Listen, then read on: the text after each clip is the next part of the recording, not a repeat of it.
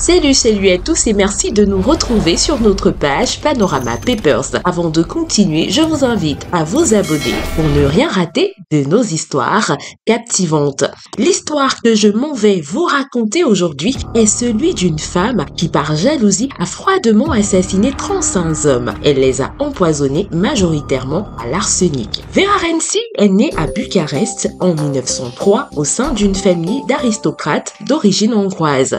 Enfant excessivement gâtée, elle aura une adolescence perturbée. Dès l'adolescence, elle manifeste une grande boulimie pour le sexe. C'est une véritable nymphomane. Elle va commencer alors, dès l'âge de 15 ans, collectionner des amants qui sont en majorité plus âgés qu'elle. Au début des années 1920, elle épouse un riche homme d'affaires beaucoup plus âgé qu'elle. De cette union naîtra un garçon prénommé Lorenzo. Vera va développer une attitude paranoïaque, une jalousie maladive et chronique qui va mettre en mal l'équilibre de son couple. Elle se fait constamment des films dans sa tête et imagine sans cesse que son mari la trompe constamment avec de nombreuses femmes au lieu d'aller au travail. Pourtant, il n'en est rien, comme démontrera les enquêtes des années plus tard. Pour punir son mari des tromperies chimériques qu'elle imagine, elle va assassiner celui-ci en l'empoisonnant à l'arsenic. Elle va diluer de l'arsenic dans le verre de vin de son mari lors du repas familial. Pour justifier l'absence subite de celui-ci, elle va déclarer qu'il l'a abandonné avec son fils pour une autre femme. Au bout d'une année d'absence de son mari, elle va annoncer que son époux est décédé dans un malheureux accident de voiture.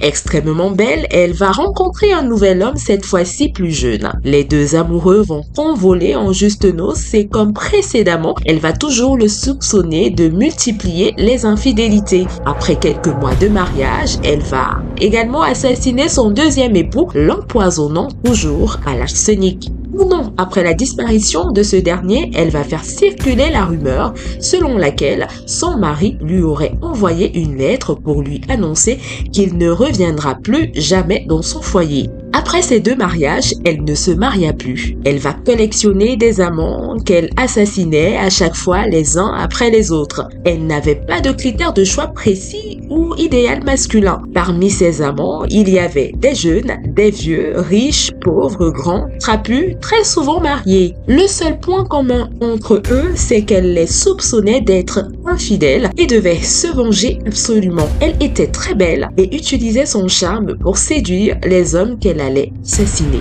Son fils, intrigué par ces nombreux hommes qui défilent chez sa mère et disparaissent, va découvrir l'horreur. Ayant constaté que son fils a découvert la vérité, Vera Renci va l'assassiner de peur d'être dénoncée. C'est une autre femme qui fera tomber Vera Renci et la dénoncera à la police. Soupçonnant son mari de la tromper, cette femme avait suivi son époux jusqu'au domicile de Vera Renci. Cependant, celui-ci n'en était jamais ressorti, il avait disparu.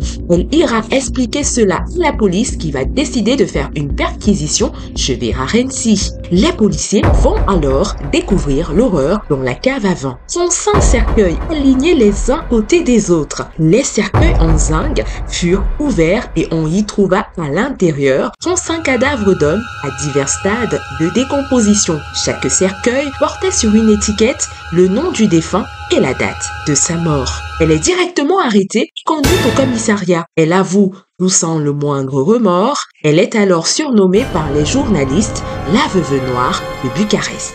Elle va confier aux enquêteurs stupéfaits qu'elle aimait se rendre dans la cave, assise sur un fauteuil, entourée de ses anciens amants pour leur parler. Là, elle les savait en son pouvoir, sous sa domination et se sentait la maîtresse absolue du jeu, car dans cette cave, il ne pouvait plus lui être infidèle. Lors de son procès, ses proches confieront qu'elle était incapable d'avoir une relation normale avec les hommes. Elle aimait être au centre de la vie des hommes et avait besoin de l'attention exclusive de ceux-ci. Elle ne supportait pas qu'on ne cédât pas à ses caprices ou qu'on lui dise non. Elle sombrait alors dans une colère noire. On évoquera alors les séquelles d'une enfance de fille gâtée à qui on donnait tout et cédait à tous les caprices.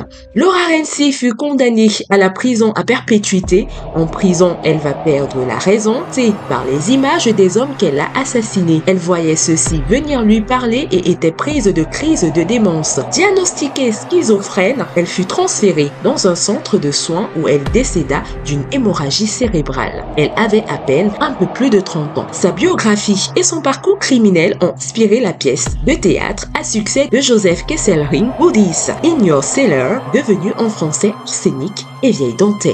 Voilà ce qu'il fallait savoir de l'histoire de la veuve noire de Bucarest nommée Vera Renzi. Si vous aimez nos histoires captivantes, abonnez-vous sur notre page Panorama Papers pour ne rien rater de nos prochaines vidéos. Au revoir.